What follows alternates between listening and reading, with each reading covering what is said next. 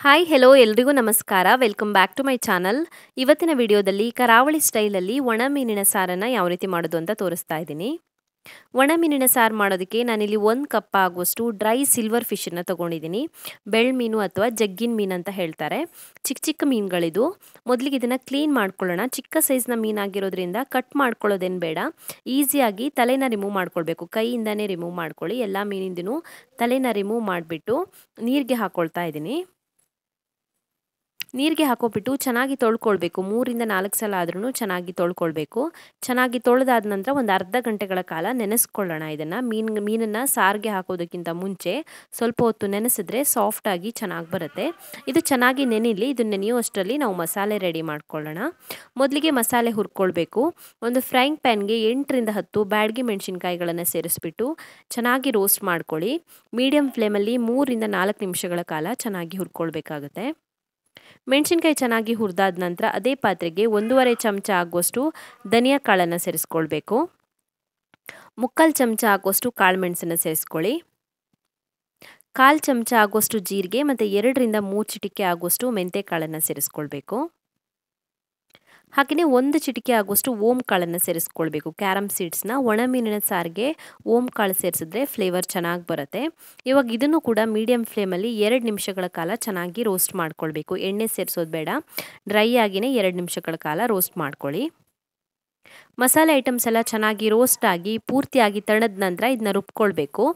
ರುಬ್ಬೋದಕ್ಕಿಂತ ಮುಂಚೆ ಇದಕ್ಕೆ ಒಂದು ಸಣ್ಣ ಪೀಸ್ ಆಗುವಷ್ಟು ಹುಣಸೆ ಹಣ್ಣನ್ನು ಸೇರಿಸ್ಕೊಳ್ತಾ ಇದ್ದೀನಿ. 1 ಈರುಳ್ಳಿನ ಕಟ್ ಮಾಡಿಬಿಟ್ಟು ಹಾಕೊಳ್ತಾ ಇದ್ದೀನಿ.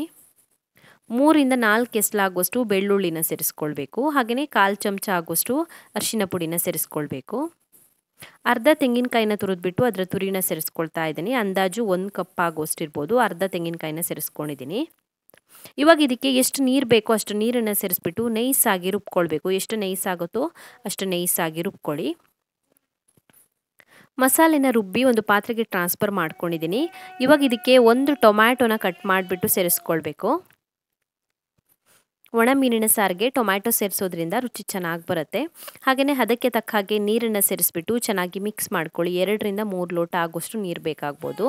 ಜಾಸ್ತಿ ತೆಳು ಮಾಡ್ಕೊಳ್ಬಾರ್ದು. ಸ್ವಲ್ಪ ದಪ್ಪನೇ ಇರಲಿ. ದಪ್ಪ ಇದ್ರೇ ಚೆನ್ನಾಗಾಗುತ್ತೆ ಒಣ ಮೀನಿನ ಸಾರು. ಚೆನ್ನಾಗಿ ಮಿಕ್ಸ್ ಮಾಡಿಬಿಟ್ಟು ಮುಚ್ಚಬಿಟ್ಟು ಇದನ್ನ ಇವಾಗ ಚೆನ್ನಾಗಿ ಕುದಿಸ್ಕೊಳ್ಬೇಕಾಗುತ್ತೆ. ಗ್ರೇವಿನ ಮೀನು ಹಾಕೋದಕ್ಕಿಂತ ಮುಂಚೆ ಮುಚ್ಚಿಬಿಟ್ಟು 5 ನಿಮಿಷಗಳ ಕಾಲ ಚೆನ್ನಾಗಿ ಕುದಿಸ್ಕೊಳ್ಬೇಕಾಗತ್ತೆ. ಮುಚ್ಚಿ ಗ್ರೇವಿನ 5 ನಿಮಿಷ ಚೆನ್ನಾಗಿ ಕುದಿಸ್ಕೊಂಡ ನಂತರ ಇದಕ್ಕೆ ಇವಾಗ ನಾವು ನೀರಲ್ಲಿ ನೆನೆಸಿಟ್ಕೊಂಡಿರುವಂಥ ಒಣ ಮೀನನ್ನು ಸೇರಿಸ್ಕೊಳ್ಳೋಣ. ಸೊ ನಾನು ತೊಗೊಂಡಿರೋದು ಸ್ವಲ್ಪ ಉಪ್ಪಿರುವಂಥ ಮೀನು. ಕೆಲವೊಂದು ಸಪ್ಪೆ ಇರುತ್ತೆ. ಸೊ ಉಪ್ಪು ಹಾಕೋವಾಗ ನೋಡಿಬಿಟ್ಟು ಹಾಕ್ಕೊಳ್ಳಿ. ಮೀನನ್ನು ಸೇರಿಸ್ಬಿಟ್ಟು ರುಚಿಗೆ ತಕ್ಕಷ್ಟು ಉಪ್ಪನ್ನು ಸೇರಿಸ್ಕೊಳ್ಳಿ. ಚೆನ್ನಾಗಿ ಮಿಕ್ಸ್ ಮಾಡ್ಕೊಳ್ಳಿ. ಉಪ್ಪನ್ನು ಸೇರಿಸ್ಬಿಟ್ಟು ನಾನು ಸ್ಟಾರ್ಟಿಂಗಲ್ಲಿ ಗ್ರೇವಿಗೆ ಉಪ್ಪು ಹಾಕ್ಕೊಂಡಿಲ್ಲ. ಮೀನು ಸೇರಿಸಿದ ನಂತರ ಹಾಕ್ಕೊಳ್ತಾ ಇದ್ದೀನಿ. ಚೆನ್ನಾಗಿ ಮಿಕ್ಸ್ ಮಾಡಿ ಮುಚ್ಚಿಬಿಟ್ಟು ಕಡಿಮೆ ಉರಿನಲ್ಲಿ ಒಂದು 10 ನಿಮಿಷ ಕುದಿಸ್ಕೊಳ್ಳೋಣ. ಮೀನಲ್ಲಿರುವಂಥ ಫ್ಲೇವರ್ ಎಲ್ಲ ಚೆನ್ನಾಗಿ ಮಿಕ್ಸ್ ಆಗಲಿ ಗ್ರೇವಿ ಜೊತೆಗೆ. 10 ನಿಮಿಷಗಳ ಕಾಲ ಕಡಿಮೆ ಉರಿನಲ್ಲಿ ಕುದಿಸ್ಕೊಳ್ಬೇಕಾಗತ್ತೆ. ಚೆನ್ನಾಗಿ ಕುದಿಸ್ಕೊಂಡಿದ್ದೀನಿ. ಮೀನು ಕೂಡ ಬೆಂದಿದೆ. ಹಾಗೆಯೇ ಗ್ರೇವಿ ಕೂಡ ಚೆನ್ನಾಗಿ ಕುಕ್ ಆಗಿದೆ. ಸ್ಮೆಲ್ ತುಂಬಾ ಚೆನ್ನಾಗಿ ಬರ್ತಾ ಇದೆ. ಒಣ ಮೀನಿನ ಫ್ಲೇವರು ತುಂಬಾ ಚೆನ್ನಾಗಿ ಬರುತ್ತೆ. ಸೊ ಬಾಯ್ಲ್ಡ್ ರೈಸ್ ಜೊತೆ ವೈಟ್ ರೈಸ್ ಜೊತೆ ಎಲ್ಲ ತುಂಬಾ ಚೆನ್ನಾಗಿರುತ್ತೆ. ಟ್ರೈ ಮಾಡಿ ನೀವು ಕೂಡ. Thank you for watching my video. ನಿಮಗೆ ಈ ವಿಡಿಯೋ ಇಷ್ಟವಾಗಿದ್ದರೆ ವಿಡಿಯೋಗೊಂದು ಲೈಕ್ ಕೊಡಿ. ಹಾಗೆಯೇ ಕಮೆಂಟಲ್ಲಿ ತಿಳಿಸಿ ಹೇಗಿದೆ ಅಂತ. ಇನ್ನೂ ಹೆಚ್ಚಿನ ವಿಡಿಯೋಗಳಿಗಾಗಿ ನನ್ನ ಯೂಟ್ಯೂಬ್ ಚಾನಲನ್ನು ಸಬ್ಸ್ಕ್ರೈಬ್ ಮಾಡ್ಕೊಳ್ಳಿ. ಹಾಗೆಯೇ ನನ್ನನ್ನು ಫೇಸ್ಬುಕ್ ಮತ್ತು ಇನ್ಸ್ಟಾಗ್ರಾಮಲ್ಲಿ ಫಾಲೋ ಮಾಡೋದನ್ನು ಮರಿಬೇಡಿ.